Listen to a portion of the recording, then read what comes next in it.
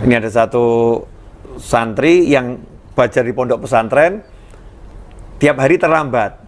Ya, tiap hari terlambat. Kemudian gurunya nanya, "Kamu kenapa kok terlambat?" Dijawab sama santrinya, "Ya karena saya harus nunggu perahunya, ngantri perahunya." Jadi dari rumah mau ke pesantren naik perahu nyebrang sungai. Nah, ini kalau pas bapak perahunya ada ya saya bisa tepat waktu. Kalau tidak ada terlambat. Nah, gurunya ngomong, "Ngapain kamu pakai perahu? Jalan di atas air, baca bismillah. Jalan di atas air." Nah, akhirnya besoknya tidak terlambat. Gurunya nanya, "Kamu kok tidak terlambat? Kenapa?" Dijawab, "Ya seperti yang guru ajarkan. Saya jalan di atas air."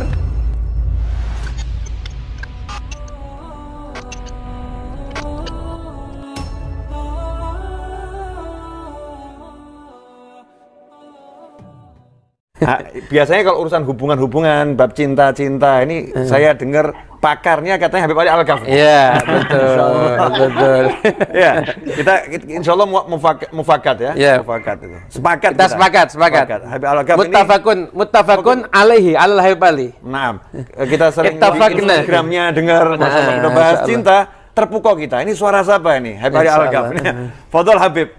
Habib Ali Al-Ghaffi. Habib Muhammad bin Anis. Mahabbah cinta itu adalah syarat untuk mendapatkan keyakinan, karena seseorang keyakinan itu adalah al-a'malul qalbiyah, sesuatu yang berhubungan dengan hati. Sesuatu yang berhubungan dengan hati juga saya kira, karena tadi berbicara seputar mahabbah, saya kira bahwa sungguhnya mahabbah juga adalah kunci bagi seseorang yang ingin mendapatkan keyakinan, keimanan kepada Allah Subhanahu wa taala perlu kepada mahabbah dan cinta. Oleh karena itu banyak ulama, diantaranya Ibnul Farid, dia yakin kepada Allah Subhanahu wa taala, maka dia dapatkan semua yang dia harapkan pada Allah. Sehingga ketika dia diberikan oleh Allah surga sebelum dia wafat, Allah Subhanahu wa taala tunjukkan maqamnya, martabatnya untuk mendapatkan surga, beliau menangis. Lalu beliau mengatakan, "In kanat manzilati fil hubbi 'indakum ma qad ra'aitu faqad dhayya'tu ayyami. Umniyatun dhafirat ruhi biha zamanan wal yawm ahsibha adghathu ahlami." Beliau mengatakan setelah ditunjukkan kenikmatan surga yang akan beliau dapatkan, artinya bukan ini adalah ainul yaqin, sesuatu yang sudah dipandang olehnya, bukan hanya sekedar ilmu yaqin, bukan hanya sekedar pengetahuan akan, tapi sudah dipandang begitu. Hanya saja belum merasakan sampai kepada hakul yaqin. Karena ketiga bagian ini Ibnul Qayyim mengatakan bahwa ada namanya ilmu yaqin, ada namanya ainul yaqin, kemudian hakul yaqin. Ketiga-tiganya dicontohkan dengan bahasa yang mudah, gampang. Contohnya seperti ada salah seorang di antara sahabat kita yang memberitahu bahwa sungguhnya dia memiliki madu yang baik, madu yang bagus. Kemudian itu namanya ilmu yakin, karena kita yakin sama si fulan ini dan kita tahu dia tidak pernah berdusta. Setelah kita coba madu tersebut sudah datang kepada kita, maka itu namanya ainul yakin, karena sudah di hadapan kita. Setelah itu dimiliki oleh kita, maka itu namanya hakul yakin. Artinya itu memang sudah 100% sudah menjadi hak milik kita. Ibnul Farid ketika itu sudah ditunjukkan kenikmatan syurga oleh Allah Subhanahu wa taala, kata ulama, beliau katakan, "Ya Allah, kalau tempat saya in kanat manzilati fil hub, dari cintanya saya kepadamu balasannya hanya syurga seperti ini, faqad dhayya'tu ayyami." Artinya saya sudah sia-sia saja memberikan cintaku yang dibalas cuma syurga begitu. Saya memiliki keinginan, dia boleh mengatakan yang dari semenjak dahulu menjadi cita-cita saya, dan sekarang saya kira itu hanyalah mimpi belaka. Lalu ada suara, "Famada tarumu ya Umar?" Apa yang kau inginkan wahai Umar? Lalu ada suara lagi, "Arumu wa qad tala al-mada minka binadratin wa kam min dima'in duna mirmaya tallati." Kata beliau, aku menangis sejadi-jadinya setiap hari, setiap malam. Yang aku harapkan adalah ridhamu ya Allah. Artinya al-yaqin miftahu al-mahabbah. Yakin bisa didapati dengan adanya mahabbah atau cinta. Jazakumullah khair habaib. Masya Allah. Masya Allah. Jadi ini kalau sudah cinta itu nanti akan yakin gitu Akan ya. yakin. Kalau sudah cinta Akan yakin. Ini menarik Habib guys ya. Ini Malang ini kan paling ujung, ini biar belakang sendiri dia. Ya.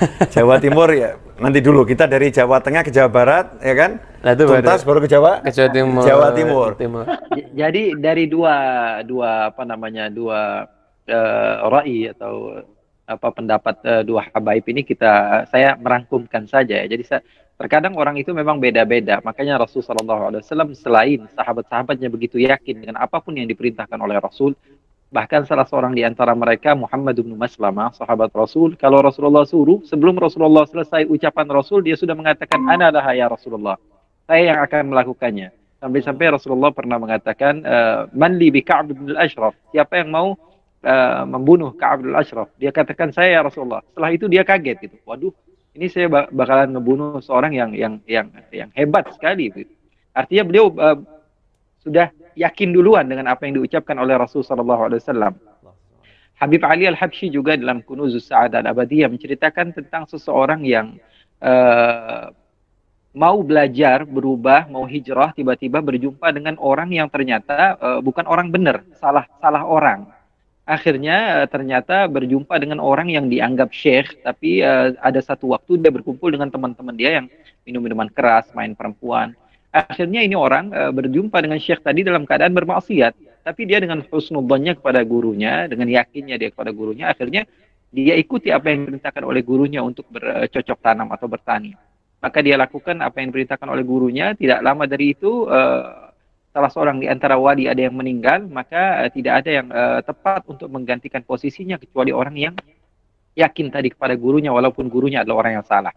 Tapi ada sebagian orang juga perlu kepada belajar keyakinan seperti yang diajarkan oleh Habib Qais tadi. Makanya dalam riwayat Imam Tabarani beliau mengatakan rijaluhu thiqat, dikatakan oleh Rasulullah SAW, ta'allamul yaqin, ta'allamul yaqin. Artinya Rasulullah SAW memerintahkan kepada kita untuk belajar yakin.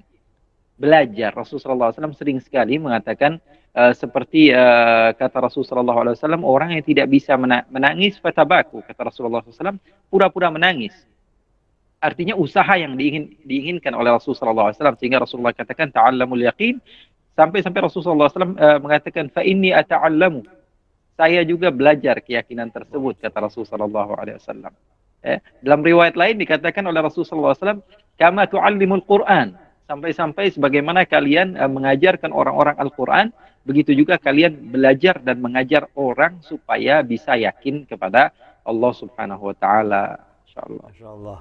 Itu kayak Beb, ceritanya yang orang yakin sama gurunya ketika gurunya mau main ke rumahnya itu. Ini ada satu santri yang belajar di pondok pesantren, tiap hari terlambat. Ya, tiap hari terlambat. Kemudian gurunya nanya, kamu kenapa kok terlambat? Dijawab sama santrinya, ya karena saya harus nunggu perahunya, ngantri perahunya. Jadi dari rumah mau ke pesantren naik perahu nyebrang sungai. Nah ini kalau pas bapak perahunya ada ya saya bisa tepat waktu, kalau tidak ada terlambat. Nah, gurunya ngomong, ngapain kamu pakai perahu? Jalan di atas air, baca bismillah, jalan di atas air. Nah akhirnya besoknya tidak terlambat. Akhirnya gurunya nanya, kamu kok tidak terlambat? Kenapa? Dijawab, ya seperti yang guru ajarkan, saya jalan di atas air. Gimana cara jalan di atas air? Ya saya baca bismillah. Ya saya baca bismillah saja. Bismillah jalan di atas air. Maka gurunya yang jadi ragu. Masa iya sih? Masa iya sih? Gurunya yang ragu nih. Akhirnya nanya sama santri-santri yang lain, apa betul? Iya, dia tiap hari jalan di atas air. Maka gurunya mau nyaksikan sendiri. Waktu pulang itu dilihat, betul, bismillah jalan di atas air. Jalan di atas air. Nah akhirnya setelah santrinya mau pulang, gurunya ngomong, keesokannya, saya besok mau ke rumah kamu, ya, mau nyenengkan keluarganya, saya mau ke rumah kamu. Cuman agak siangan ya. Guru, kenapa kok kesiangan? Nunggu perahu dulu, kata gurunya. Nunggu perahu. Nah, baca bismillah guru, nanti jalan di atas air. Nah, santrinya ini pulang. Akhirnya gurunya nunggu sepi, nggak ada orang gitu. Coba. Dia nyoba nih judulnya. Bismillahirrahmanirrahim. Alhamdulillah, Beb, tenggelam. Nah, ini antara orang yang yakin, kemudian amalannya juga benar. Yakinnya benar, amalannya benar. Makanya muncul hadis lawi taqada ahadukum al hajarin lanafa'ah atau kama qala sallallahu alaihi wasallam. Meskipun riwayatnya macam-macam pendapat ulama. Jika salah seorang di antara kalian itu memang betul-betul percaya pada sebongkah batu, lanafa'ah, pasti kepercayaannya itu akan menghasilkan sesuatu. Kita yang Beb, di luar syariat ini, di luar syariat. Waktu kecil tuh kita kan diajarin, kamu kalau perut gak enak, pengen ke toilet, perut gak enak, tapi nggak ada toilet, nggak mungkin kan? Ambil batu, betul ya? Ambil batu, genggam atau masukkan kantong gitu, nanti hilang. Dan kita percaya itu, yakin sama itu. Subhanallah, taruh kantong, hilang itu. Rasa pengen mulus-mulusnya itu hilang semua, sembuh. Nah kalau baru yakin sama yang salah, ya, dengan keyakinan yang bukan dengan zikir, bukan dengan wirid, bukan dengan amal soleh, dengan sebongkah bantu aja bisa memberikan manfaat keyakinannya, apalagi dengan amal-amal soleh.